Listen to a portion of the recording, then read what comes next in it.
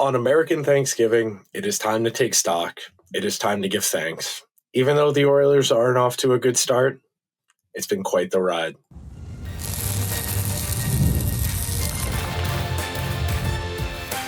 You are Locked On Oilers, your daily podcast on the Edmonton Oilers, part of the Locked On Podcast Network, your team every day.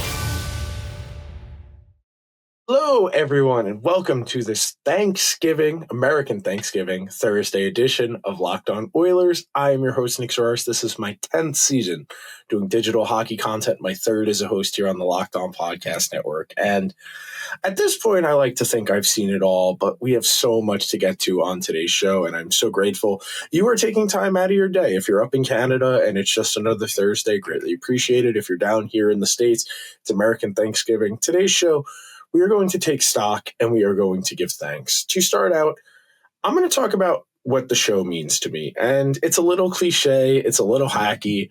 Every now and then I'll be at a concert and the artist gets to say, I don't get to do this if you don't. But for me, it's true. This is a fickle industry and I don't get to do this if people don't care. So that's where we're going to start. We will pivot in our second segment to talking about the team itself. And yes, this will largely be me talking about Connor McDavid, Leon Draisaitl, Evan Bouchard, Zach Hyman, Matthias Ekholm, all the usual candidates. And then in our final segment, in spite of how the first month and a half, 2 months at this point, it's November 27th, we could say 2 months of the season have gone, you do still have that horizon. And that horizon brings hope. So to start out, I'm going to be very candid. I'm going to be very straight up with you. Sports media at large is in a very weird place. There is a massive groundswell of people who want to do this. There are thousands, if not tens of thousands, if not hundreds of thousands of people who have journalism, marketing, communications, all of those types of degrees, who have spent their entire lives as sports fans, who want to get to tell stories, who want to get to explain to the people who care what matters. And for me, at my crux, at my core, I am dedicated to giving you the single most direct, straightforward, no nonsense explanation for anything I can find the answer to. Because I think if you are going to take 30 minutes out of your day, even if you only check in every few weeks, if you watch a couple games, you're not every game. If you watch 1-2 games a week, you check in on the show every few weeks to get a temperature check to see where things are. I do this show so you understand how much you should be emotionally invested. If you're the type of fan who checks in after American football is over, maybe once your NBA team's out of the mix, whatever your cause is, I want to give you a show that gives you everything you need to know as a fan so you can talk to your friends about the team and sound smart, so you can understand whether or not you should give the team a little bit more of your money, whether that's buying tickets, whether that's buying merchandise. It is such a commitment to be a sports fan now. The powers that be have made it extremely challenging to be a sports fan in today's day and age. You need a Sportsnet premium account. You need an Amazon account. You need so many different subscription services in Canada. Let's say you're down here in the States like me. You need your local cable provider. You need a cable provider to log into TNT, or you need an HBO Max subscription. You need an ESPN Plus subscription if you want to watch out-of-market games.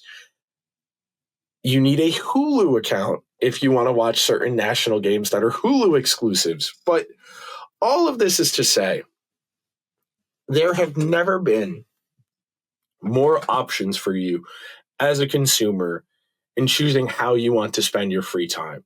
If you want to be a hockey person, it's arguably never been easier. Now, you need to spend money, you need to dedicate the time, but there are so many options for how you choose to spend the minutes of your day. And I get to do this because people watch and people listen. This is a grind.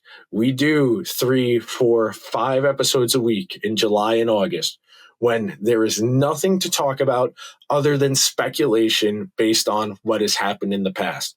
Go back. Go watch a random episode from July, from August, from early September. It is a real struggle to come up with meaningful, interesting ideas that give value to you. I want you to walk away from listening to every episode of Locked On Oilers feeling like you got something out of it. And I want you to feel like this is a place where this show gives you what you want as a hockey fan. We can analyze it anthropologically. If you were listening during the Stanley Cup final run last year, which we will definitely be talking about in our second segment, just how much hockey means to the people who make the game work. And it is not for the faint of heart. This is the hardest trophy to win in all of sports. I know if you want to argue the World Cup because because soccer's World Cup is only every 4 years, whatever. For my money, this is the best trophy in sports. Forget your Lombardi, your Larry O'Brien, your Commissioner's Trophy. This is the best trophy in all of sports. It is aesthetically the coolest. And candidly, I'm going to peel back the curtain here for you. I do this, not just Oilers, not just Locked On NHL, not just the Ranger stuff I do, not just my Substack.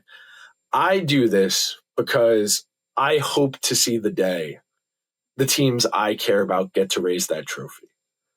I do this in hopes that everybody who turns on this show will get to bring that hypothetical into existence. I can't lie to you. I spent a lot of time over the last 2+ years thinking about what it would be like to hear Gary Bettman say, Connor McDavid, come get the Stanley Cup. And I can close my eyes and I can picture it. Connor begrudgingly breaks a smile. He raises it over his head. He takes a beat. He hands it to Leon. And you spend your entire life as a sports person waiting for these opportunities. And it's funny, I was talking about this with my friends. We went to Devils Blues on Wednesday night, and we were talking about how crazy it was that the Blues, of all teams, won the Stanley Cup back in 2019 with probably the least impressive roster of any team post-lockout. If you want to argue Carolina, maybe that Anaheim team, whatever, sure. But a really unremarkable group. And Braden Shen's still kicking. Alex Pietrangelo, probably on his way out, might never play again. Ryan O'Reilly desperately wants out of Nashville. But those guys get to carry that with them forever. They always get to tell the glorious story. They always get to say, we were in last place. And those stories, that's what matters in the lineage. It's not just about the win-loss record. It's not about the playoffs. Hockey is such a grind for all of us. If you are someone who is watching all the games, and I know not everybody who listens or watches over on YouTube is watching every game. If you are one of those, if you are tapped in for every single game and you are desperately trying to make sense of it, that hypothetical crosses your mind. And I said this the other day to one of my friends, and it sounds silly, but going into that Game 7 in 2024, I really thought they were going to do it. And I really spent a lot of that day thinking about what that was going to feel like and what it would mean for the guys. And because that's the thing, it's not about us. And we care. We don't literally spend blood, sweat, and tears, but we put so much into this that we want to claim this for ourselves too, and we get to.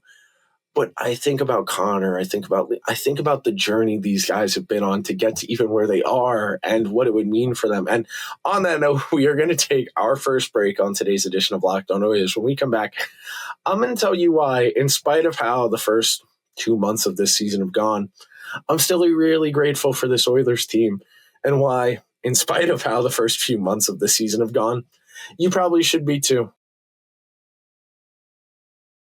The NBA is back, and there is no better place to get in on the action than FanDuel, the official sports betting partner of the NBA. Even if you miss the start of the game, or if you want to ride the hot hand, FanDuel has live bets from everything from who will score next to huge fourth quarter comebacks. Plus, you can combine your live bets into a same game parlay for a shot at a bigger payout. It keeps every game exciting, especially when your team's making that late push. Of course, today's American Thanksgiving. Depending on what time of the day you're listening to this, these lines might not apply to you anymore, but the Lions 2.5-point home favorites for the Pack. The Cowboys 3.5-point home favorites to the Chiefs. I probably will be riding with Dak and the boys. And then the return of Joe Burrow, the Bengals 7-point road underdogs in Baltimore to the Ravens. Head on over to FanDuel.com, download the FanDuel app, and play your game with FanDuel. New FanDuel customers can win up to $300 in bonus bets when their first $5 bet wins. FanDuel, the official sports betting partner of the NBA. Thank you so much to everyone that is making Locked On Oilers their first listen of the day. Anyone who has helped make Locked On the #1 sports podcast network, and to anybody who's traveling today. If you're down here in the States, you're on the way to see family, the way to see friends. If you're up in Canada and it's just another Thursday for you and you're making the show part of your day, just want to say thank you. That first segment, that was for you guys. And this next segment is, it's not going to sound great in the context of how this season is going, and the expectations the Oilers came into this season are very real. They're very valid. But I do think it is important to keep the Oilers in their proper context. And what I mean by that, and I'm not trying to turn this into a pity party, I don't want to equivocate, but after the way the 2010s went, to get back in the mix the way the Oilers have, that's an accomplishment. And it's not winning a championship, but it is progress. And the reason I want to say that, and what this segment at large is about, it is so unbelievably hard to break through. I talk about this probably once a week on Locked On Oilers. If you're an everydayer, you've heard me give this spiel before, but if you're new around here, go look up when Tampa Bay drafted Steven Stamkos. Colorado drafted Nathan McKinnon. When the Blues drafted Alex Pietrangelo, the Capitals drafted Ovi, the Panthers drafted Barkov. We are talking about 10-year windows here. And for Connor, for Leon, we're at that 10-year mark at this point. 10 years ago would have been the 2015 draft. That would have been the McDavid summer. And when we are talking about that highest threshold of winning a championship, it is the hardest thing to do in sports. And I hate doing this. It makes me actively uncomfortable to tolerate less than the highest standard because of what our teams ask of us. But we are going to tell the stories of the last two playoff runs for the rest of our lives. We will talk about coming back from 3-2 down against Vancouver. We will talk about how Stuart Skinner outplayed Jake Ottinger in 2 straight conference finals. Connor McDavid will probably be the last player to be on the losing team to win the Conn Smythe for at least another 15 years. That is a generational bellwether moment. That happens. It hasn't happened since the early 2000s, but it does occasionally happen. That is a once in a 15 to 20 year benchmark. Leon set the record for single playoff run goals for the franchise, overtime playoff goals for the franchise, and tied the NHL all-time record for overtime game-winning goals in a single playoff run. And I know Tony Soprano once famously said, "Remember when is the lowest form of conversation." You have to appreciate those good times. And when you are dealing with situations like the Oilers are in right now, where it feels like everything is hopeless, it feels like the team is in a death spiral, it feels like there is no saving this group. Everything you hear about the group, the leadership is they're going to be patient. They want to see what happens. We said 2 weeks ago on Locked On Oilers, the Oilers are going to be patient until they can't be anymore. And for my money, giving up 8 goals to the Dallas Stars, that qualifies as we can't be patient anymore. And look, we'll see what happens with the goalies. We'll see what happens with the coach, but you do have to appreciate what the last 2 years have meant. And you win 6 playoff series in 2 years. That's an accomplishment. You look at the state of some of these franchises around the NHL. Montreal, they went to a cup final a couple years ago. You know what? I want to do this in real time. You're going to watch me rattle this off in real time. All right, so we'll start with the Atlantic. So Montreal went to the cup final a couple years ago. They have been in the wilderness ever since. They haven't made a cup final prior to a couple years ago when they took advantage of that funky playoff and were able to take advantage of some of the teams along the way. They are a long ways away from probably getting back. Buffalo hasn't been to the playoffs since the late 90s. The Bruins went to the final 19. They went to the final in 13. They lost both times. They missed their shot with that next window of guys. It's the way the cookie crumbles. Ottawa, they lost to the Ducks back in 2007, I want to say, when Jean-Sébastien Giguère won the Conn Smythe Trophy for playoff MVP. But that's the way the cookie crumbles. The Leafs haven't made a conference final this century. Enough said. Tampa Bay, they've won 2 cups and went to 3.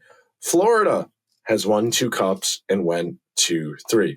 We're missing one team in the Atlantic, Detroit, who hasn't been to the playoff since 2015. Enough said there. In the Metro, the Rangers, who have had one of the best regular season records over the last 15 years, have made the Stanley Cup final 1 time. The Islanders made the conference final twice under Barry Trotz, but did not advance because they lost to the Lightning, who won 2 straight Stanley Cups.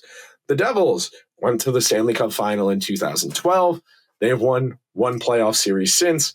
They have won 4 playoff series since the last time they won the Stanley Cup, if my math is correct. I think I might have lied to you. I think it's 5. They did beat the Rangers in 2006 or 7.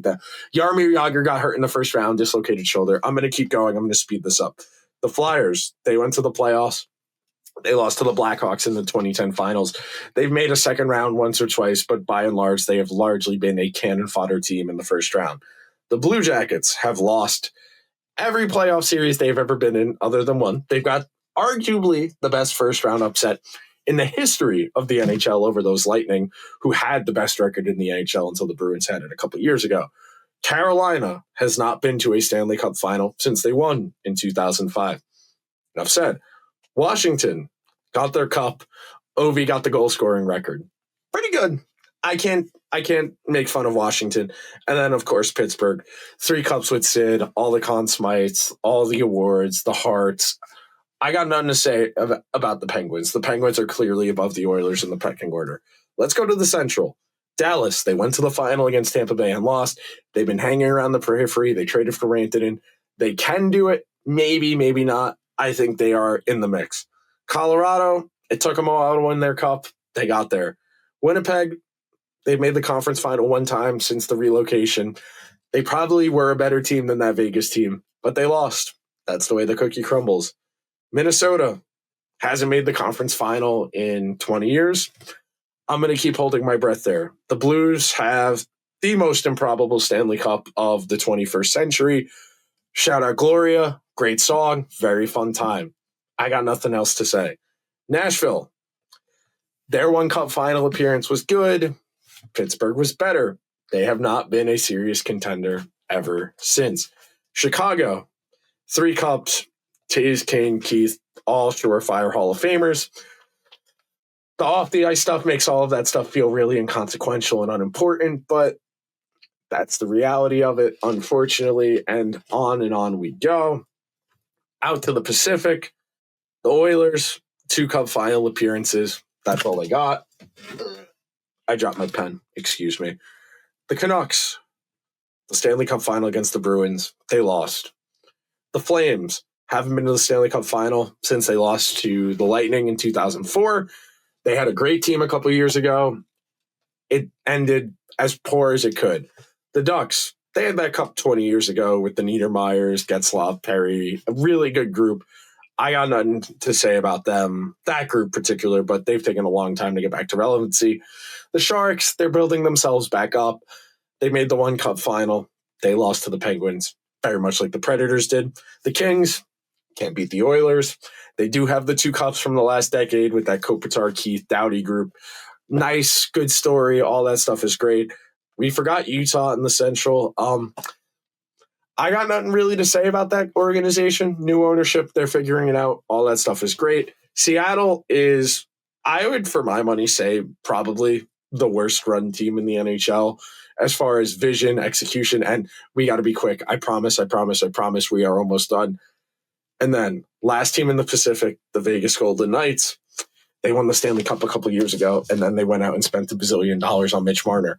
We are going to take our second break on today's edition of Locked On Oilers. When we come back, I'm going to tell you why, in spite of the first 7 weeks of this season, you got to keep that hope springing eternal, and why I'm not ready to give up on the Oilers yet. Let's be honest. Most of us can't even name all our financial accounts, let alone what they're worth. Between 401ks, savings, and investments, it's so easy to lose track. And that can mean leaving money on the table. That's where our friends at Monarch come in, an all-in-one personal finance tool that brings your entire financial life together in one clean, easy-to-use interface on your laptop or phone. Monarch has helped me organize my accounts, track my spending, and get a better handle on my investments without ever having to touch a spreadsheet. I love that with Monarch, anybody can set up real-time financial goals, and you can make better financial decisions. Monarch's visual dashboards and smart tool make it so easy to understand where your money's going and how to make it work harder for you. Do not let financial opportunity slip through the cracks. Use code LOCKEDONNHL at monarch.com for 50% off your first year subscription. That's monarch.com. Code LOCKEDONNHL for half off your first year.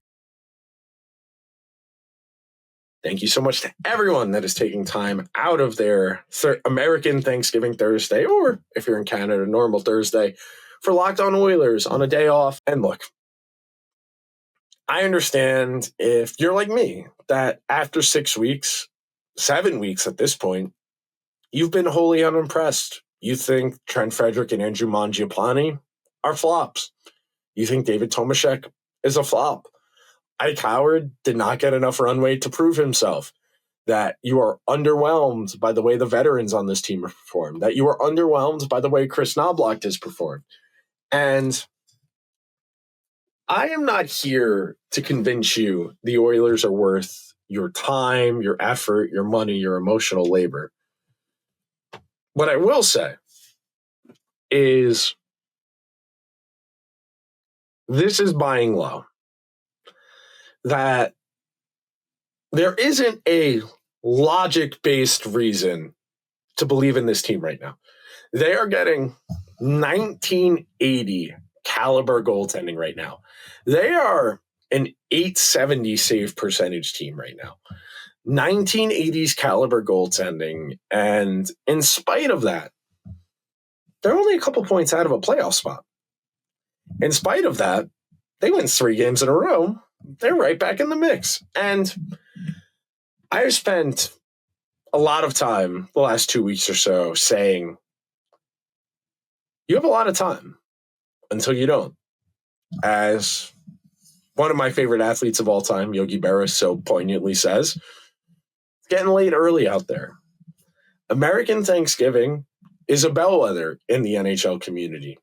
75 to 80% of the teams in a playoff spot on American Thanksgiving generally qualify for the postseason.